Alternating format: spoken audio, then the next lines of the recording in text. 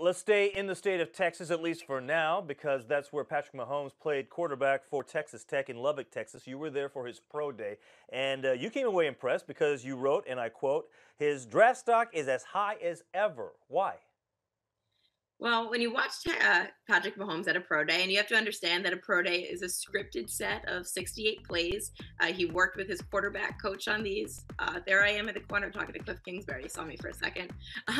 But look, this is supposed to highlight what he does well. But when scouts were there, they were commenting that his footwork looks so much more improved from what they'd seen at Texas Tech and what they'd seen at the combine. And he just keeps getting better. And that to me shows that, they're convincing themselves and talking themselves into drafting this guy. And of course, he ended with this beautiful Hail Mary.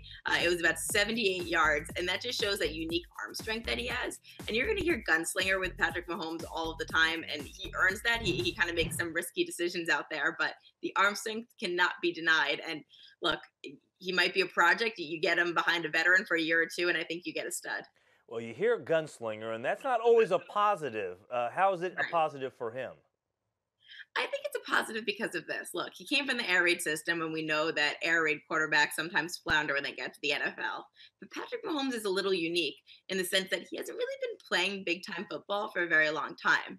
Now, he has, but he was a really competitive baseball prospect as well. So he wasn't going to all of these camps and learning all the footwork. So when he was a gunslinger, I think that was just Cliff Kingsbury giving him a little bit of free reign at Texas Tech. And I just think that because he hasn't had a ton of coaching so far, he'll be really receptive to it at the next level. So he can kind of tone down some of those decisions.